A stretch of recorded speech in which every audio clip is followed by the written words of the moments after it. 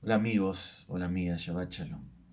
Hoy les quiero hablar de una calamidad, de una catástrofe natural de dimensiones inauditas, inimaginables, que azota al planeta y a sus habitantes.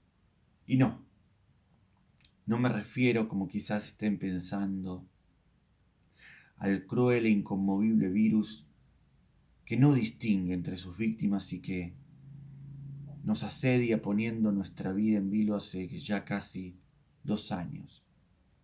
No estoy hablando de la pandemia, no estoy hablando de esta peste que nos acecha, sino que me estoy refiriendo a la famosa crónica del diluvio, cuyas letras, cuyo relato volvemos a recorrer este Shabbat, que nos vuelve a encontrar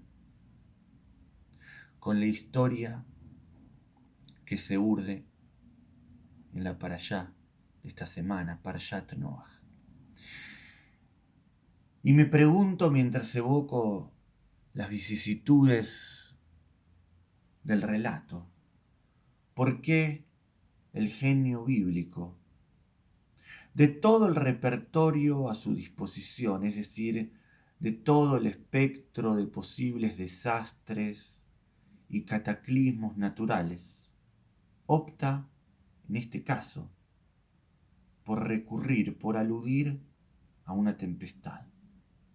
¿Por qué se utiliza como motivo literario raudales de agua que se dejan caer desde los almacenes celestiales para inundar el mundo, para ahogar la vida que reside en él? Pónganse a pensar, pónganse a pensar si el Dios de Bereishit, si el Dios creador, el demiurgo, que hace unos instantes se ocupaba, como un padre abnegado, de insuflar vida en sus criaturas, pretende ahora, por algún motivo arcano y velado a nuestros ojos, por alguna razón que nos puede resultar en el relato casi obscena o fetichista, si aquel Dios se dispone ahora a destruir lo que él mismo engendró, ¿por qué recurrir al agua como imagen del agua, del arma homicida?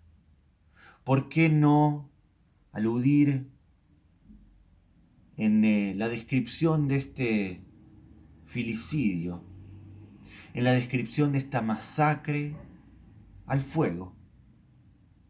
Al fuego que con su calor abrasivo todo lo consume sin dejar rastro siquiera tras de sí. ¿Por qué no recurrir a las llamas que no dejan siquiera vestigio de aquello que fue abrasado, de aquello que fue reducido a cenizas? ¿O por qué no en todo caso evocar el ímpetu borrascoso de los vientos capaces, con su fuerza, con su vigor, de disipar todo lo que se presenta a su paso, de desplazarlo con su brío absolutamente todo? ¿Por qué, en fin, vuelvo a la interrogante central? ¿Por qué aludir al agua como vehículo de la destrucción? Y saben, pensando se me ocurre que una posible respuesta tenga que ver con que de todos los elementos, el agua es precisamente aquel que está asociado con la vida. El agua es aquello que da vida. Es aquel elemento capaz de transformar, eso sí, sin devastar. Es aquello capaz de destilar, de purgar sin desintegrar, sin pulverizar. Y entonces, aquel relato que se nos aparecía en una primera instancia como la escena de una desolación masiva y universal, no es precisamente lo que pensábamos. Porque en el entramado simbólico del texto, lo que nos figurábamos como la crónica de la destrucción absoluta no es sino, en última instancia, la historia de la vida en la tierra que busca regenerarse, que busca reconstituirse a sí misma. Hay una palabra en español que siempre me llamó la atención. La expresión, el vocablo antediluviano. Antediluviano. Es decir, aquello previo, aquello anterior al evento, al acontecimiento bíblico del diluvio. Se trata de un término que evoca lo anticuado, lo caduco, lo perimido, o, si quieren ponerlo en términos más simples, lo pasado de moda. Y creo que todos tenemos, en la esfera de lo privado y también en el orden de lo público de nuestras sociedades, algo de antediluviano, algo de anquilosado, de anterior al diluvio, que busca purgarse, que busca regenerarse, que busca reconstituirse en las vertientes subterráneas y a veces imperceptibles del espíritu, tanto del individual como del colectivo. Y la epopeya del diluvio no pertenece al género de la historiografía. Este relato, esta crónica, no responde a la categoría de los hechos verídicos registrados en los anales de la historia de las cosas humanas. Pero tampoco se trata, de ninguna manera, de una mera fabricación ficcional, de una pieza de ficción.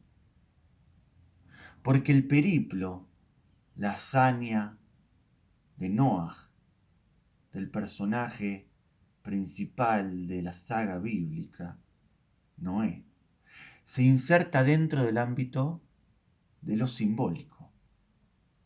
Es decir, el relato entraña, el relato es una metáfora, una alegoría profunda de la vida misma. Una alegoría que vemos interpretada incansablemente, que vemos repetirse hasta el hartazgo en el drama de nuestra propia cotidianidad. Porque en lo diario, en el tiempo de lo así llamado ordinario, en él nos generamos y nos regeneramos, nos inventamos y nos reinventamos constantemente. Y así en nosotros se funde, por un lado, el sopor de lo anticuado, de lo tradicional, la lenta cadencia de lo antiguo, de lo vetusto, con la vitalidad frenética, con la pulsión refrescante de lo nuevo. Y se me ocurre que somos todos un poco antediluvianos y otro poco haciendo uso de cierta licencia poética postdiluvianos. Somos todos algo prepandémicos y algo postpandémicos.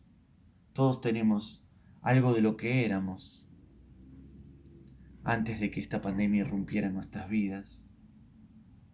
Y somos todos algo de lo que nos tornamos, de lo que nos vamos tornando durante esta peste, durante su transcurso. Somos algo clásicos y acartonados, pero a la vez también nos sabemos modernos, revueltos y desacatados cuando así lo exigen las circunstancias. Y mientras nos debatimos entre las corrientes de la dualidad de nuestro ser y de nuestras emociones, mientras conviven en nosotros la dialéctica y el desdoblamiento entre lo vetusto y lo nuevo, basta tan solo, al igual que el héroe de nuestra historia, con que tengamos en un instante fugaz la capacidad de vislumbrar en el horizonte de nuestra vida la Teivá, el arca capaz de ampararnos, el arca capaz de darnos abrigo en medio de las tempestades de nuestra existencia cotidiana. Por eso el día de hoy quiero desearte que siempre puedas ser consciente de las arcas que te brindan el refugio y la protección necesaria del sentido que te sostiene, que irrumpe en medio del fragor, en medio del frenesí y del quehacer sin sentido que tan a menudo invade nuestra vida contemporánea. Shabbat Shalom.